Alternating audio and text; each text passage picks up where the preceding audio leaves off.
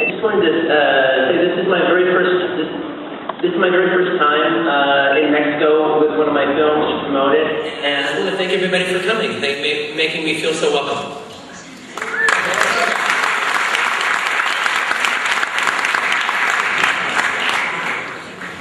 Yeah, I have not been here since the Mexico City Film Festival screening of Hostel, and the Mexican audiences were incredibly warm to me as a director, and I feel just as welcome as an actor, so thank you for having me here as well. Ahora sí vamos a dar inicio a la conferencia de prensa. Si alguien tiene alguna pregunta, les suplicamos levante su mano y espere hasta que tenga un micrófono en su mano, por favor.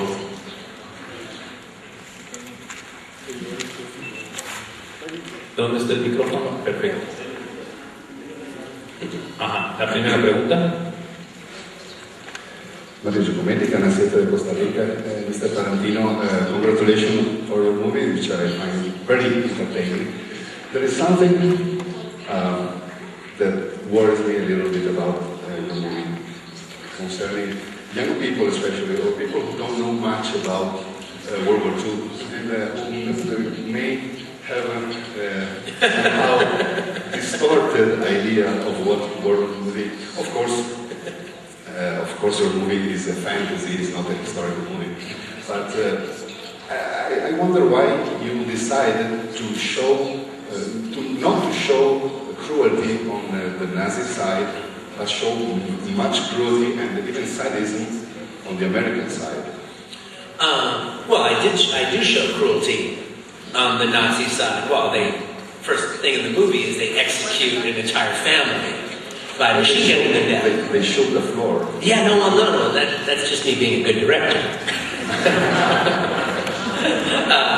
No, that scene is, believe me, I watched that scene in Israel, and it was horrifying, and it freaked everyone in the theater out, because in Israel, pretty much everybody is a eyewitness of the survivor. So it was a very rough scene. That was just, that was my personal cinematic way to have the sawdust standing for flesh.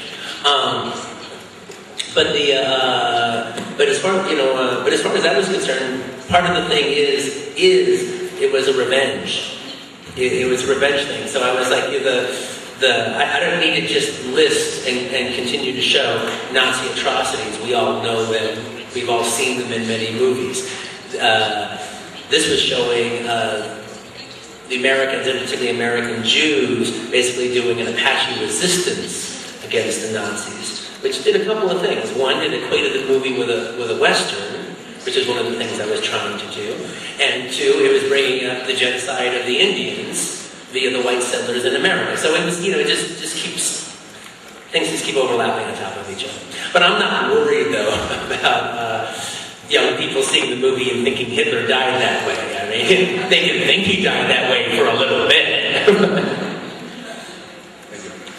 La siguiente pregunta. Es Laura del programa Omnibus.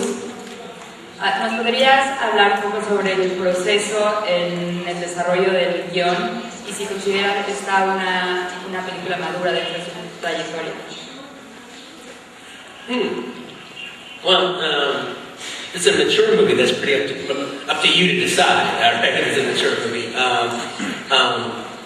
But the way the script got developed was, I came up with the idea about 10 years ago. And I came up with a lot of the characters that you see in the movie today. Aldo, Londa, Shoshana, the Bear Jew. I came up with those guys, and I started writing it, and it was just too big. What I was writing just wouldn't have been a movie. It might have been a mini-series, but it wouldn't have been a movie. And that was my problem, that I just couldn't, people at that time, we're talking about right after Jackie Brown, went for a period where I wasn't working. Part of the reason I wasn't working is because I was working on the script. And people thought I had writer's block. Well, I had the opposite of writer's block. I couldn't stop writing. I couldn't shut my brain off. And at a certain point I realized, okay, this isn't a movie. It might be a Russian novel, but it's not a movie. And so I put it aside and thought I'd do a little thing called Kill Bill, and that would tame my epic-itis. Cut to Kill Bill volumes 1 and 2, and And so I did that, and then when it came time to go back to it again, I realized that I just had too much story. So I took one of the big stories out of the film to make it more of a movie, and then that's what we have today. There will be parts too. Well, I might. I could do a prequel to the movie. I could do a sequel. I haven't quite decided yet.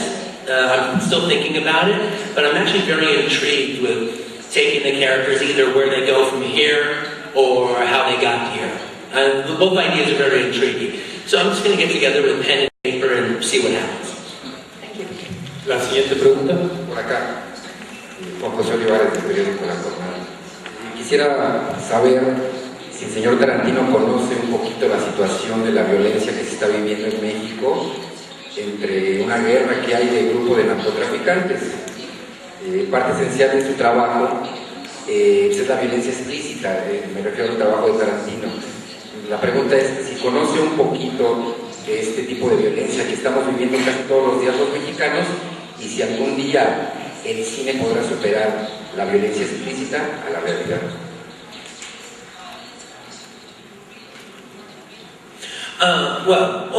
Those are two different questions, actually.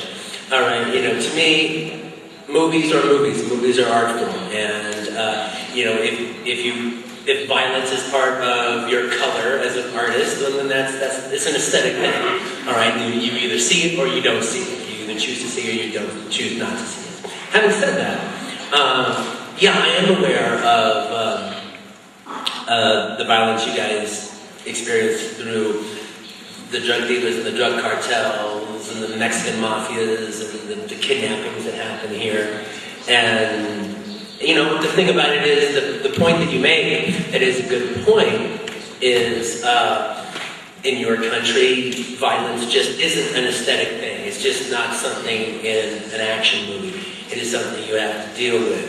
And, it's similar like, say, you can make a gangster movie in America, but the mafia doesn't truly have power that it once had in America at all. So it really can be taken as an aesthetic thing. If you make a movie about the Yakuza in Japan, that is still a real, serious, the Yakuza is a serious thing that people actually have to deal with from time to time. And these guys are Yakuza guys or whatever, and so it's a real thing. And frankly, your situation sounds the scariest of all. All right, so there's nothing I can do about that when it comes to the scenarios I tell and the stories I tell. But I get it, and I'm both sympathetic and fascinated by that situation in Mexican society. La siguiente pregunta, les recuerdo que como algunos lo han hecho, ponerse de pie cuando vayan a formular su pregunta, que no alcanzamos a ver los dientes de acá. Acá. Bobby Stromberg, del Regional del Sur.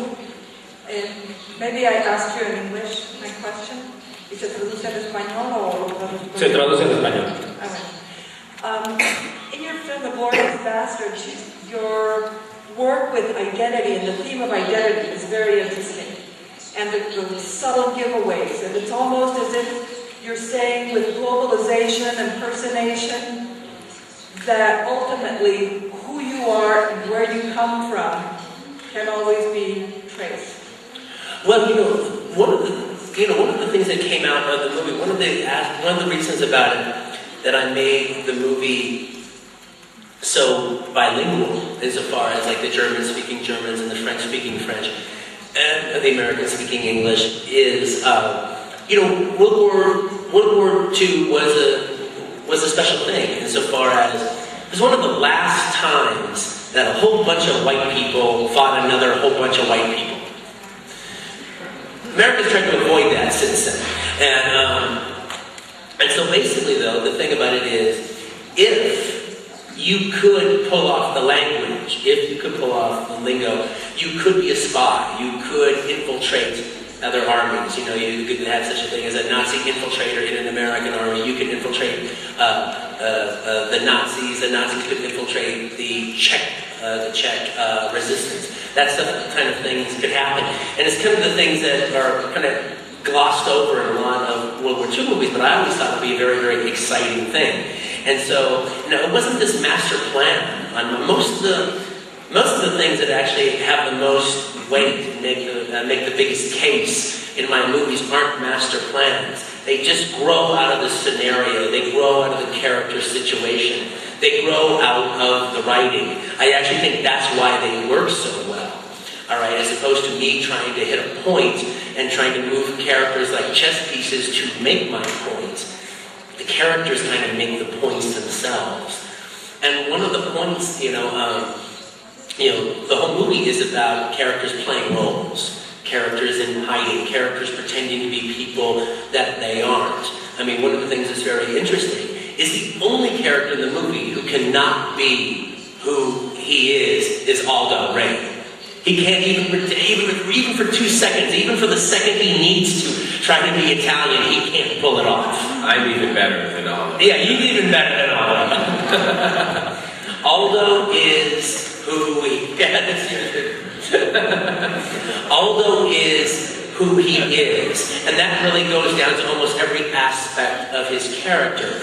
But, the whole role-playing thing, again, like it wasn't this master plan, but it's one of the things that I think gives the movie resonance and gives it suspense and is exciting about the film.